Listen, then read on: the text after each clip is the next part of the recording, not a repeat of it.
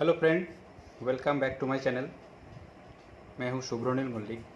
Friend, आज का जो टॉपिक है वो है सर्किट ब्रेकर ट्रिप कैसे करते हैं।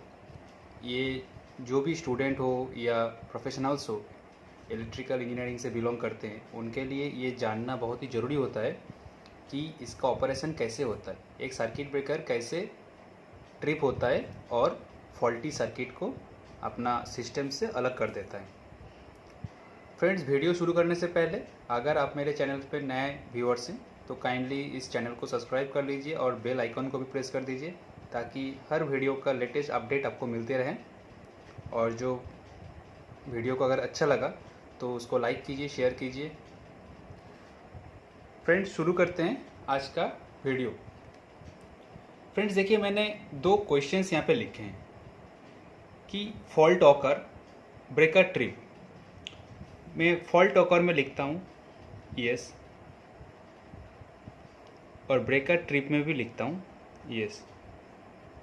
फ्रेंड्स, मैं मैक्सिमम जो वीडियो बनाते हैं हम उसमें ट्राई करते हैं कि ये बिगिनर्स को बहुत ही हेल्पफुल हो, इसीलिए मैं बेसिक क्वेश्चंस के साथ इस वीडियो को बना रहा हूँ। तो जैसे देखिए कि बिगिनर्स के लिए ये समझना बहुत ज़रूरी होता है कि फॉल्ट ऑकर हुआ, ब्रेकर ट्रिप किया, इसका मीनिंग क्या होता है। तो मैंने यहाँ पे लिखा fault occur yes, breaker trip yes. अभी मैं फ्रेंड एक एसएलडी बनाएंगे। मानिए कि ये एक बस बार है,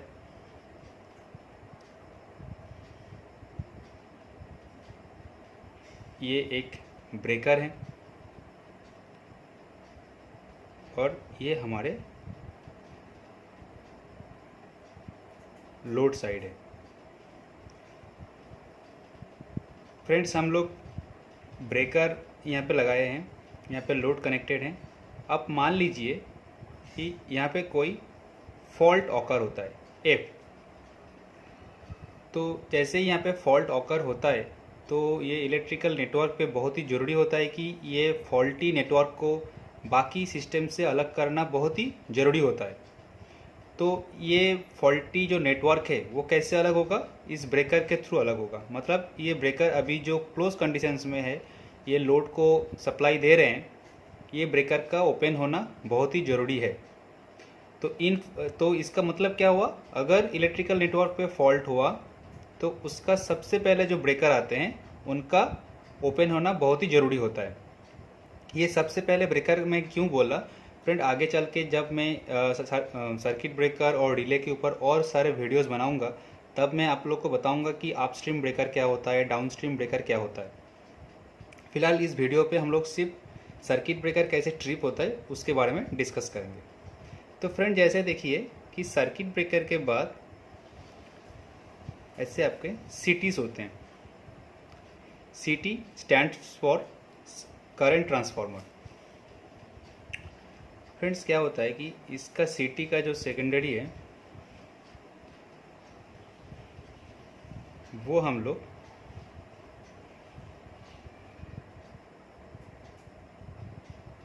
एक रिले कॉइल को देते हैं। मतलब सीटी का सेकेंडरी साइड में आपका रिले कनेक्ट होता है। फ्रेंड्स, ये बहुत ही बेसिक एक कॉन्सेप्ट है। अगर आप इस वीडियो को बार बार देखेंगे और इसको चर्चा में रखेंगे तो ये सर्किट ब्रेकर का जो कॉन्सेप्ट है कैसे ट्रिप होता है वो आपके लिए एकदम इजी हो जाएगा। फ्रेंड्स, देखिए कि यहाँ पे मैंने एक सीटी ड्रॉ किया और यहाँ पे एक रिले का कॉइल जो है वो ड्रॉ किया। ये आपका कॉन्टैक्ट है, एनो कॉन्टैक्ट। इसमें भी मैं एक कॉइल ड्रॉ कर देता हूँ और मैं आपको बाद में बताता हूँ मैंने क्या ड्रॉ किया।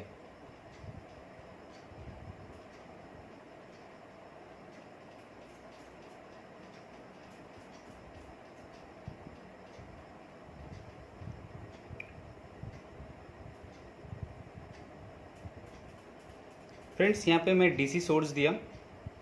अब इसमें डीसी क्यों दिया ये मैं फ्यूचर में किसी वीडियो बनाऊंगा तो आपको ज़रूर बताऊंगा कि मैंने यहाँ पे एसी क्यों नहीं लिया और डीसी क्यों लिया। तो फ्रेंड्स, पहले जो है मैं इसको थोड़ा कलरफुल बना देता हूँ। यहाँ पे रेड कॉयल ड्रॉ किया और यहाँ पे ब्लू कॉयल ड्रॉ किया।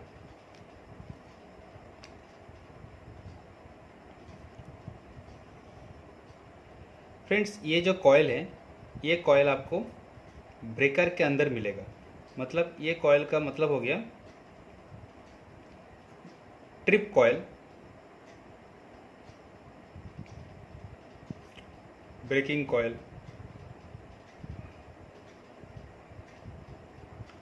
Of the breaker. और ये जो आपका ब्लू कलर में मैं ड्रॉ किया, ये है रिले कॉयल। फ्रेंड्स, आप इसको बहुत ही इजी वे से देखिए।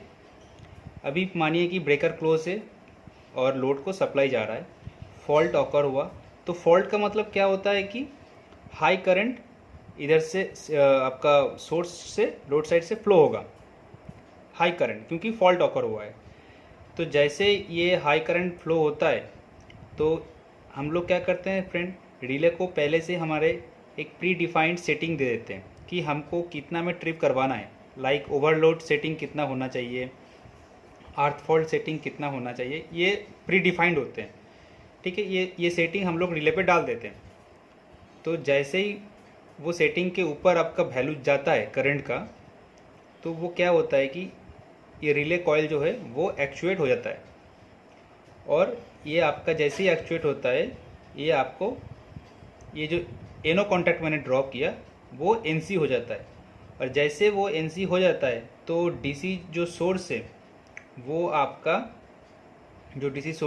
आपका ब्रेकर का जो ट्रिप कॉयल है उससे पूरा फ्लो होकर सर्किट को कंप्लीट कर देता है और ब्रेकर ओपन हो जाता है।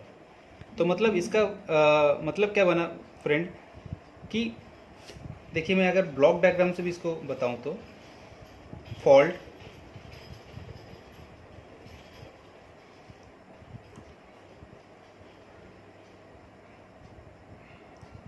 रिले,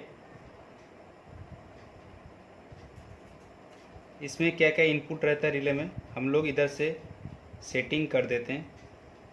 इधर से सीटी रहता है, पीटी भी रहता है अगर हमको over voltage under voltage protection लेना है तो ये मैं जनरल डिस्कशन में बोल रहा हूँ, इसीलिए अभी मैं सीटी पीटी ड्रॉ किया। इधर से सिर्फ मैं सीटी को ड्रॉ किया for easy to understand. Relay, breaker, trip coil,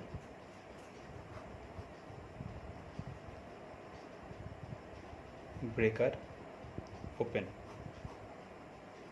friend, तब क्या हुआ कि फॉल्ट ऑकर हुआ। यस, यहाँ पे फॉल्ट ऑकर हुआ। आपका सीटी से वो सेंस हुआ कि हाई करंट ड्रॉ कर रहा है, तो हम लोग जो सेटिंग यहाँ पे बना के रखे हैं, अगर उसके ऊपर वैल्यू चला जाएगा तो रिले का जो कॉयल है वो एक्चुएट हो जाएगा और आपका जो एनो कॉन्टैक्ट है वो एनसी हो जाएगा। इसका पर्पस भी हो गया। जैसे ये हो गया, आपका ब्रेकर का जो ट्रिप कॉयल है उससे आपका पोटेंशियल फ्लो होके पूरा सर्किट को कंप्लीट कर देगा। मतलब आपका ब्रेकर का ट्रिप कॉयल भी जो है वो एक्चुएट हो गया और ब्रेकर को वो ओपन कर देगा, क्योंकि ब्रेकर का ट्रिप कॉयल का काम ही है कि आपको ब्रेकर को ओपन करना इलेक्ट्रिकली। तो ये फ्रेंड ऐसे ही आपका जो सर्किट ब्रेकर है फॉल्ट कंडीशन में ओपन होता है कि सर्किट ब्रेकर फॉल्ट सेंस नहीं करते हैं।